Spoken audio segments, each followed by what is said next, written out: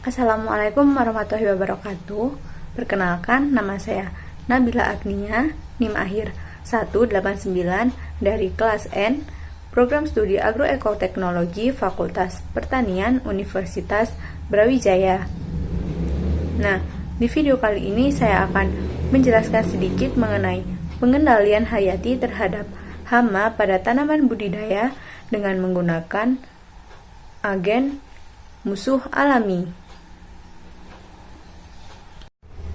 Hama adalah organisme pengganggu tanaman yang dapat merusak tanaman yang dibudidayakan oleh petani, dan kemudian dari akibat kerusakan tersebut dapat ditimbulkan kerugian secara ekonomis. Nah, pengendalian hama adalah salah satu cara yang harus dilakukan atau dapat dilakukan untuk mengurangi dampak negatif dari serangan hama tersebut. Salah satu cara yang dapat digunakan untuk membasmi hama tanpa memberikan dampak negatif terhadap lingkungan adalah dengan menggunakan agen hayati. Salah satu agen hayati yang dapat digunakan untuk mengendalikan hama adalah dengan cara memberikan musuh alami pada lahan yang akan dibudidayakan. Banyak jenis serangga yang menjadi hama pada lahan budidaya dan harus dibasmi. Sepintas, orang juga akan mengira bahwa belalang sembah merupakan organisme serangga yang sama dengan jenis belalang lainnya yang suka memakan daun hingga merusak tanaman atau bahkan tanaman tersebut dapat mati. Tapi jangan salah, karena belalang sembah mempunyai sifat yang berbeda.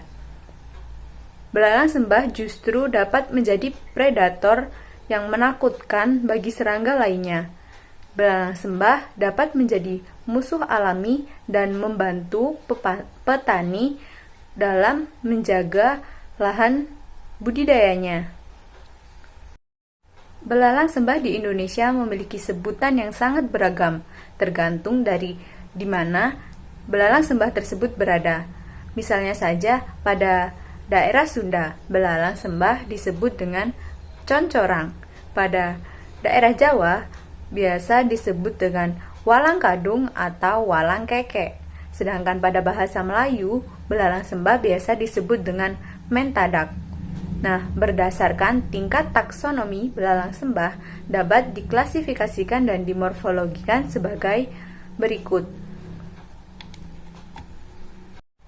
Belalang sembah merupakan bagian dari kingdom Animalia dengan subkingdom Invertebrata, filum Arthropoda dengan kelas Insecta, superordo Dicotyptera, ordo Mantodea, dan genus Mantis. Belalang sembah dapat dimorfologikan berdasarkan penampakan bentuk fisiknya.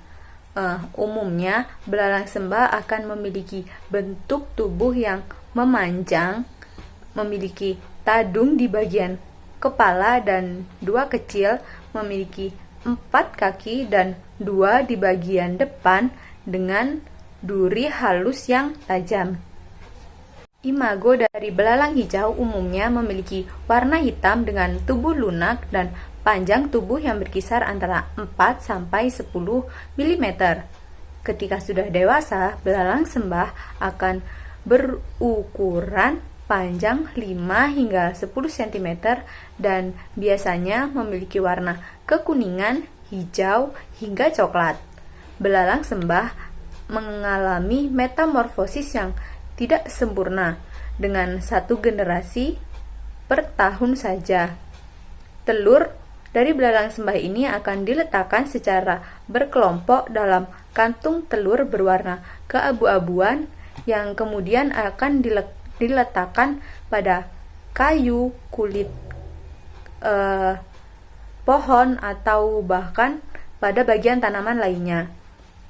Baik dewasa maupun pradewasa, belalang sembah ini sudah memiliki toraks dan kaki depan yang panjang, serta lengan bawahnya yang terlipat, yang kemudian akan digunakan untuk memangsa hama atau serangga lainnya sebagai mangsanya.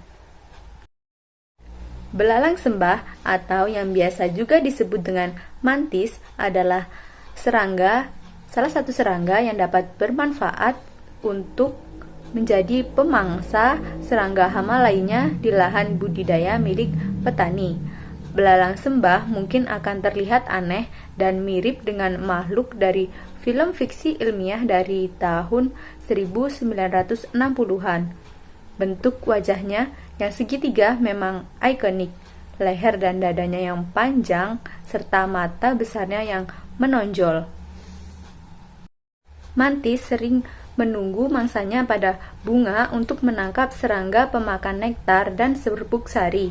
Karena memangsa baik serangga hama atau serangga yang dapat menyerang tanaman tersebut, belalang sembah kemudian dikategorikan sebagai serangga yang dapat digunakan untuk pengendalian biologis.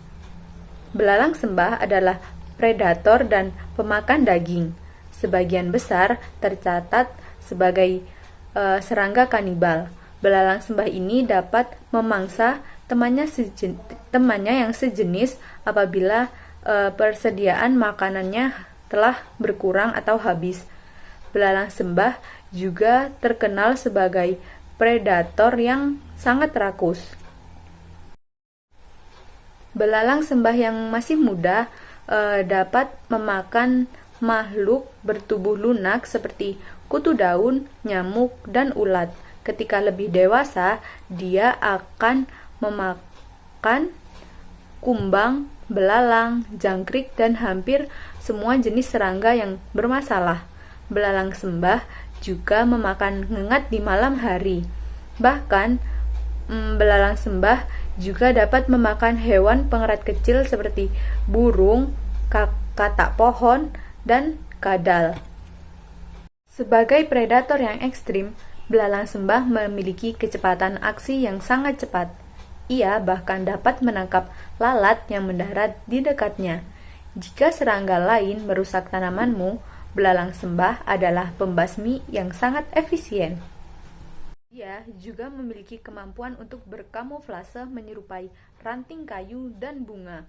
Saat bertumpu pada dahan atau dedaunan, belalang sembah akan menyatu dengan sangat baik pada lingkungannya, sehingga menyulitkan predator atau pemangsa untuk melihatnya. Belalang sembah memiliki penglihatan yang sangat baik, mampu melihat gerakan sekecil apapun dari jarak 60 kaki. Setelah belalang sembah menangkap serangga, ia akan memegang mangsanya dengan lengan yang berduri yang dapat membantu mencegah mangsanya saat akan berusaha kabur. Belalang sembah akan memakan setiap serangga hama yang tidak kamu inginkan dan mereka tidak akan meminta imbalan apapun kecuali sedikit kelembapan, beberapa daun, dan batang tambahan di tanamanmu. Hal terbaik dari belalang sembah adalah mereka juga suka memakan larva lalat berbintik yang sangat invasif. Di Amerika, lalat berbintik atau spotted lanternfly atau CLV adalah salah satu hama serangga yang invasif dan menyebar melalui New Jersey, Pennsylvania, dan sekitarnya. Perlu diingat bahwa bagaimanapun, belalang sembah adalah predator yang tidak sembarangan.